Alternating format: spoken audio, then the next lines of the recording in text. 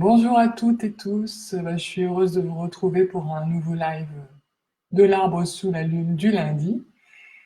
Euh, Aujourd'hui, j'avais envie de rebondir sur ce sage, ce grand sage dont nous a parlé Isabelle hier, c'est-à-dire ce pissenlit qui était sur sa pelouse et qui a résisté à la tondeuse.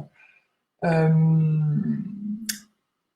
alors en fait, ça me renvoie justement à la peur, à l'inattendu, à la manière que nous pouvons avoir, chacune et chacun, de faire face à l'inattendu. À l'inattendu, ou en tout cas à une vague qui nous submerge et contre laquelle on ne peut pas grand-chose, si ce n'est choisir notre attitude intérieure et la cultiver jour après jour. Et justement, j'avais envie d'évoquer la peur.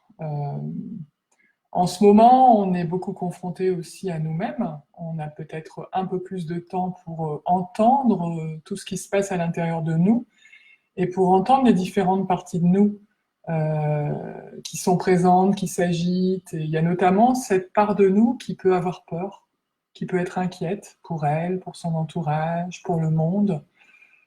Cette part de nous qui pour une bonne part, est souvent reliée à notre enfant intérieur. J'avais envie de vous poser la question, comment est-ce que vous réagissez quand vous êtes face à cette part de vous qui a peur et qui cherche à se faire entendre?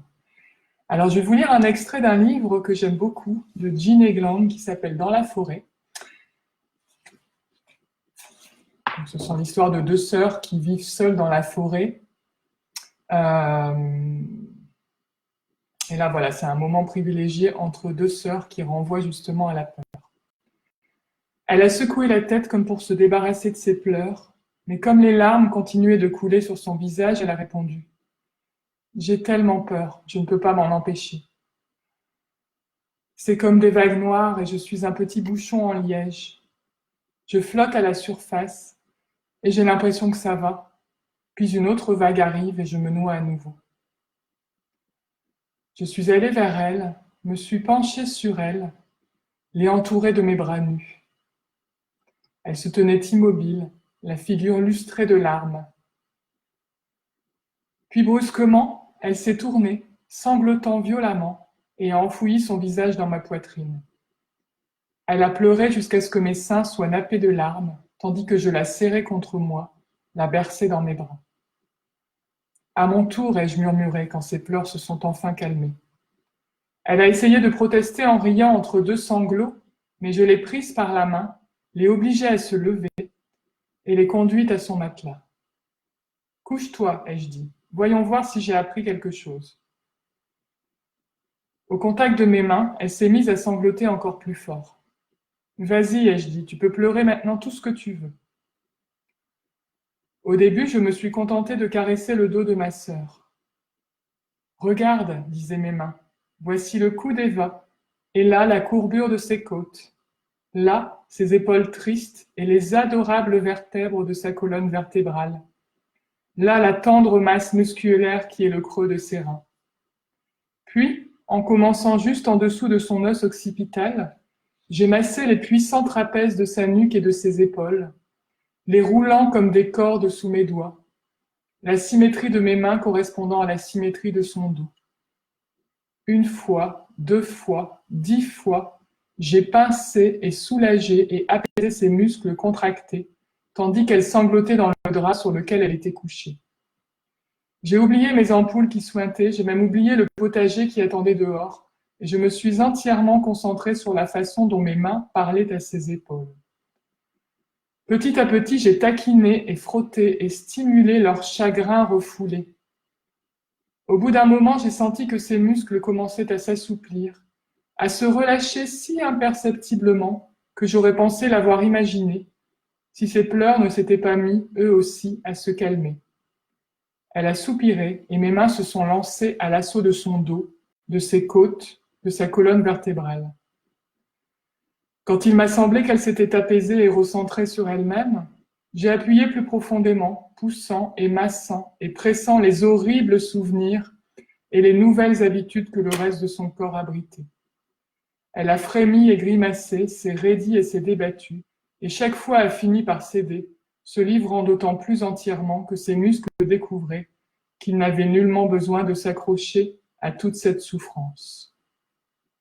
Lentement, ma sœur a lâché prise, vidée de toute son énergie, jusqu'à ce qu'enfin chaque muscle de son dos soit relâché, et quand j'ai soulevé son bras, sa main est retombée mollement. Pour la première fois depuis le viol, sa chair n'avait pas peur, et j'ai senti la joie monter en moi à travers mes mains, le long de mes bras, gonflant mon cœur, car il était visiblement en mon pouvoir d'aider ma sœur à guérir. J'ai commencé à la caresser doucement, mes mains sur son dos aussi légères que le souffle de la respiration, lui disant au revoir, mon travail est terminé. Je l'ai touché comme j'aurais touché un oisillon, chérissant et maniant avec tendresse ce qui, à mon grand étonnement, s'était laissé approcher.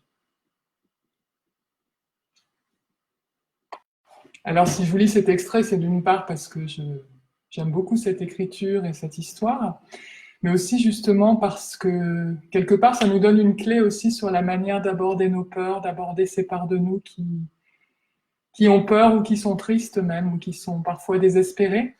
Ce que cette jeune femme a fait pour sa sœur, nous pouvons nous le faire pour nous-mêmes.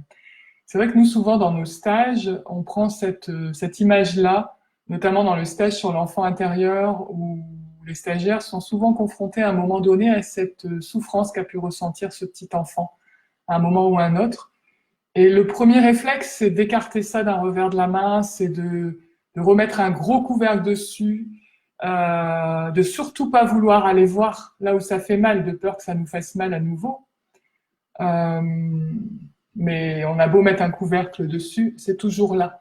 Et j'ai envie de vous dire, cette part de vous qui éventuellement a peur ou est triste ou est sombre et déprimée, j'ai envie de vous inviter à vous en approcher pas à pas, à la prendre dans vos bras, à vraiment écouter ce qu'elle a à vous dire et à être comme une bonne mère pour elle, comme vous feriez pour votre enfant qui viendrait vers vous là aujourd'hui en vous disant j'ai peur, j'ai très très peur, je ne sais pas ce qui va se passer. Qu'est-ce que vous feriez? Je pense que votre premier réflexe, ce ne serait pas forcément de lui dire va dans ta chambre et n'en bouge plus. Donc, ayez le même amour vis-à-vis de vous-même, vis-à-vis de ces parts de vous qui sont plus fragiles, plus inquiètes. C'est une occasion inespérée pour nous, ce confinement, pour explorer un peu plus qui nous sommes dans toutes nos nuances. Alors, je vous invite vraiment à ce chemin. Je vous souhaite de vivre ce chemin durant ces jours. Prenez bien soin de vous et vous retrouverez Isabelle demain.